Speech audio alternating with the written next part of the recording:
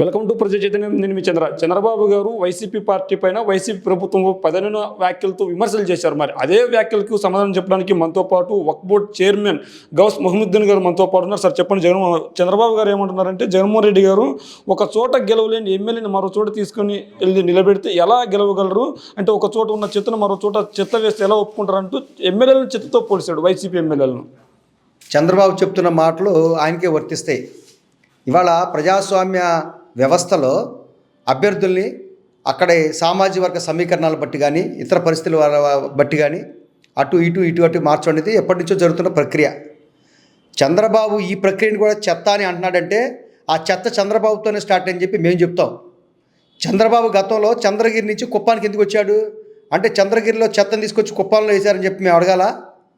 అదే పద్ధతిలో 2014 నుంచి 2019 దాకా నీ యొక్క మంత్రివర్గంలో మంత్రిగా ఉన్న జవహర్ని కొవ్వూరిని తీసుకొచ్చి ఎన్టీఆర్ జిల్లా తిరువూరులో వేసావు అంటే జవహర్ చెత్త అని చెప్పి నువ్వు అంటున్నావా?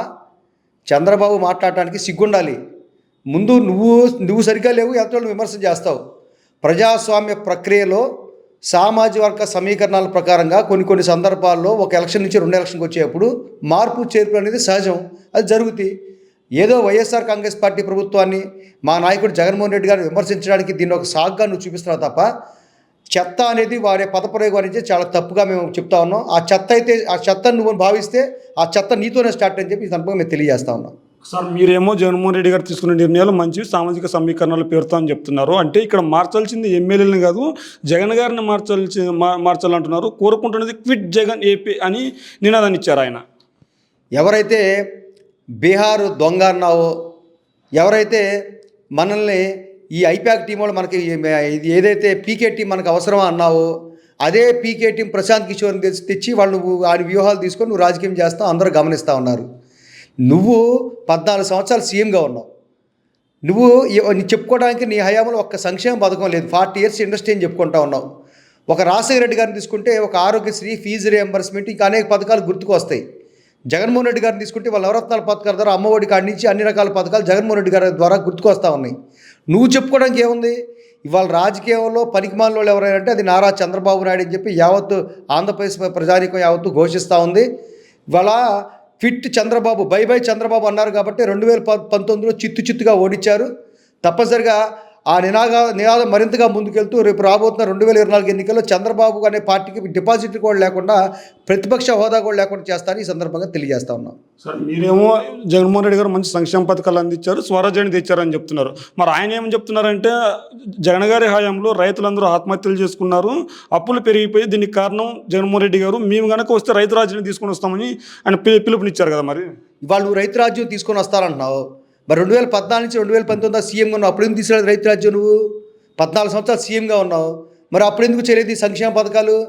ఇవాళ జగన్మోహన్ రెడ్డి గారు చేసిన సంక్షేమ పథకాలు భారతదేశం మొత్తం కూడా ఇవాళ ఆంధ్రప్రదేశ్ రాష్ట్రం వైపు చూస్తూ ఉంది. ఈవెన్ ఢిల్లీ నుంచి, ఛత్తీస్గఢ్ నుంచి, రాజస్థాన్ నుంచి, హర్యానా నుంచి ప్రతినిధి బృందాలు వచ్చి ఇక్కడ రైతులు జరుగుతున్న సంక్షేమ పథకాలు కానీ, రైతులకు జరుగుతున్న మేలులు కానీ, అదే పద్ధతిలో పేద బడుగు బలహీన వర్గాలు జరుగుతున్న సంక్షేమ పథకాలని అధ్యయనం చేసి వెళ్తున్నాయి. ఏదైతే ఈ సంక్షేమ పథకాలని డోర్ డెలివరీ విధానం ద్వారా ప్రజల అందరికీ ముంగిడికి తీసుకెళ్ళటం, దళారీ వ్యవస్థ లేకుండా సశాస్త్రీయంగా ప్రజలకి సంక్షేమ పథకాలు అందించే విధానం ఏదైతే ఉందో దేశ యావత్తు కొనివేడుతూ ఉంది. నీకు చేతకాల ఇవాళ ఎన్నికలను దృష్టిలో పెట్టుకొని ఈ ప్రభుత్వం వన్ సైడ్గా, ప్రభుత్వం పక్షాన ప్రజలందరూ కూడా వన్ సైడ్గా ఉన్నారని చెప్పేసి ఈ ప్రభుత్వాన్ని బద్నాం చేయడం కోసం నువ్వు ఈ యొక్క కదలిరా అని సప్పెట్టుకొని ఏదో మాట్లాడుతున్నావు. ఎవరు వస్తారు, ఎందుకు వస్తారు, నువ్వు ఏం చేసావని వస్తారు. కాబట్టి చంద్రబాబు మాటలు విశ్వసించే పరిస్థితులు ఎవరూ లేరు. తప్పనిసరిగా చంద్రబాబు గత రాక్షస పాలనకి మరొకసారి సమాధానం చెప్పడానికి ప్రజానికి యావత్తు సిద్ధంగా ఉంది. ఈ సందర్భంగా చెప్తా ఉన్నాం. జగన్ గారి ప్రభుత్వం వల్ల ఈ రాష్ట్రం అప్పుల పాలైపోయింది. ఈ రాష్ట్రం దాదాపు 13 లక్షల అప్పులు చేసిన పరిస్థితి నెలకొంది. నేను వచ్చిన తర్వాత పేదరికం లేని రాష్ట్రాన్ని తీసుకుని వస్తే పేదరికం లేని పేదవాడిని చేస్తానంటూ చంద్రబాబు గారు పిలుపునిచ్చారు కదా. మరి చంద్రబాబు నాయుడు మొన్న కనిగిరిలో మీటింగ్ కానీ, నిన్న తిరువూరులో మీటింగ్ కానీ పెద్ద మాటలు చెప్తా ఉన్నాడు. ఇదో ఈయన రాజకీయాల్లో కొత్తగా వచ్చి ఇదో వ్యవస్థను ప్రక్షాళన చేస్తా అన్నట్టు మాట్లాడుతూ ఉన్నాడు. నువ్వు ఆల్రెడీ ఆంధ్రప్రదేశ్ రాష్ట్ర ప్రజలకు సుపరిచితుడు. నువ్వే చెప్తా ఉంటావు, నేను 40 సంవత్సరాల నుంచి రాజకీయాల్లో ఉన్నానని చెప్తా ఉంటావు. 14 సంవత్సరాలు సీఎంగా ఉన్నావు, అది ఒక రికార్డే. వాస్తవంగా 14 సంవత్సరాలు సీఎంగా ఉంటాయి. 14 సంవత్సరాలు సీఎంగా ఉన్నప్పుడు నువ్వు చెప్తున్న ఈ ప్రగల్భాలు మొత్తం ఎందుకు అమలు చేయలేదు? మా సూటిగా స్పష్టంగా మా ప్రశ్న చంద్రబాబు నాయుడు గారికి, తెలుగుదేశం పార్టీ నాయకులు. మీరు 14 సంవత్సరాలు ఈ రాష్ట్రాన్ని వెళ్ళారు. ఎందుకు మీరు చెప్తున్న వాళ్ళు ఏదో చెప్తున్నారు, అలవకారి హామీలు ఏదో చెప్తున్నారు, మీరు ఏదో చేసేస్తామని చెప్పి అవి ఎందుకు చేయలేదని చెప్పి మేము సూటిగా అడుగుతా ఉన్నాం. మీరు ఎంతసేపు ఇవాళ జగన్మోహన్ రెడ్డి గారు చేస్తున్న సంక్షేమ పథకాలను చూసి కుళ్ళుకుంటా ఉన్నారు, అరే మనం చేయలేకపోయామని చెప్పేసి. అందుకోసమే కదా జగన్మోహన్ రెడ్డి గారు అమ్మ ఒడి అంటే దాన్ని తల్లికి వందనం, మా పథకాలని మరి పేర్లు మార్చి చెప్తా ఉన్నారు. జగన్మోహన్ రెడ్డి గారు మహిళలకు ఉచితంగా బస్సుల్లో ప్రయాణం చేసే అవకాశం కల్పిస్తా అంటే మాకంటే ముందు మీరు ప్రకటించేశారు, మేము కూడా బస్సులు వెళ్ళడానికి ఉచితంగా అవకాశం. అంటే ఎంతసేపు పులిని చూసి నక్క వాతలు పెట్టుకున్న చందంగా చంద్రబాబు నాయుడు ప్రవర్తన మాటలోనే తప్ప నీకంటూ ఒక విజన్ లేదు, విధానం లేదు. గతంలో చెప్పేవాడు 2020 విజన్ అని చెప్పేసి, అసలు నీకు విజన్ లేదు. మా నాయకుడు విజనరీ లీడర్ జగన్మోహన్ రెడ్డి గారు ఇవాళ ఒక విజన్తో, ఆయన మాటలు తక్కువ మాట్లాడతాడు, పని ఎక్కువ చేస్తాడు. ఈ 4.5 సంవత్సరాల నుంచి కూడా గ్రౌండ్ లెవెల్లో ఎవరైతే పేదలు ఉన్నారో పేదరికాన్ని తోలటం కోసం సామాజిక న్యాయాన్ని సాకారం చేస్తూ వాళ్ళ రాజ్యాధికారం దిశగా బడుగు బలైన వర్గాలు, మైనార్టీలు, దళితుల్ని ఒక పక్క రాజ్యాధికారం ఇస్తూ ఉన్నారు, సామాజిక న్యాయాన్ని పాటిస్తున్నారు, సమన్యాయం కూడా సమానత్వం కోసం జగన్మోహన్ రెడ్డి గారు ప్రయత్నం చేస్తూ ఉన్నారు. ఎవరైతే సమాజంలో పేద ధనిక వర్గం ఉన్నారో వీళ్ళ మధ్య తారతమ్యాన్ని తగ్గిస్తూ పేదలను కూడా ధనికులు చేయడం కోసం జగన్మోహన్ రెడ్డి గారు ప్రయత్నం చేస్తూ ఒక యజ్ఞంగా, ఒక ఋషిలాగా ఆయన ప్రయత్నం చేస్తూ ఉంటే ఆయన యజ్ఞాన్ని భగ్నం చేయడం కోసం చంద్రబాబు టీము పెత్తందారి వ్యవస్థ ప్రయత్నం చేస్తూ ఉందని చెప్పి తెలియజేస్తూ, ప్రజలు కూడా విఘ్నులండి, తప్పనిసరిగా ప్రజలు అన్నీ గమనిస్తూ ఉన్నారు, తప్పనిసరిగా చంద్రబాబు చేస్తున్న ప్రతి విమర్శ కూడా సమాధానం చెప్తారు. సార్ అదేవిధంగా 2009 వైఎస్ఆర్ మరణం తర్వాత రాజన్న బిడ్డ అని నమ్మి జగన్మోహన్ రెడ్డి గారు వెంట నడిచిన వ్యక్తులకు ఈ రోజు టికెట్ లేదని నిరాకరించడం ఎంతవరకు కరెక్ట్ అంటూ ఆంధ్రజ్యోతిలో కావచ్చు, ఈనాడులో కావచ్చు, టీడీపీ వాళ్ళు రాస్తూనే ఉన్నారు. కొంతమంది వైసీపీ తరపున ఉన్న ఎమ్మెల్యేలు కావచ్చు, ఎమ్మెల్యే అభ్యర్థులు కావచ్చు విమర్శలు చేస్తూనే ఉన్నారు. అలాంటి వరకు మీరేం చెప్తారు సార్? మరి జగన్మోహన్ రెడ్డి గారు తన వెంట 2009 నుంచి ఎవరైతే నడిచారో అందరికి కూడా ఆ రోజే చెప్పాడు ఆయన, ఇవాళ మనం నడుస్తుంది పూలబాట కాదు ముళ్ళబాట, రాళ్ళు రప్పలు ఎదురు దెబ్బలు తగులుతాయి, కానీ భవిష్యత్తు నాతో మీరు ఇట్లాగే ప్రయాణం చేస్తే తప్పనిసరిగా మీకు అందరు కూడా బంగారు భవిష్యత్తు ఉంటుంది, రాష్ట్రానికి కూడా బంగారు భవిష్యత్తు నేను తీసుకొస్తానని జగన్మోహన్ రెడ్డి గారు చెప్పారు. ఆ పద్ధతి ప్రకారంగా తొలి విడతగా వాళ్ళ అధికారంలోకి వచ్చిన తర్వాత ప్రజలందరినీ కూడా ధనవంతులు చేయటం కోసం, ఆర్థికంగా బాధల్లో ఎవరైతే పేదవాళ్ళు ఉన్నారో వాళ్ళకి లక్షాధికారులు చేయటం కోసం, అలాగే ఇల్లు లేని గూడు లేని నిరాశ్రయంగా ఉన్న పేదల్ని ఒక ఇల్లు వాళ్ళని చేసి వాళ్ళకు కూడా సమాజంలో సమున్నతంగా గౌరవంగా బతకడం కోసం జగన్మోహన్ రెడ్డి గారు ప్రయత్నం చేస్తున్నారు. అంత ప్రయత్నం చేస్తున్నాడు, తన ఎమ్మెల్యేని ఎందుకు వదులుకుంటాడు?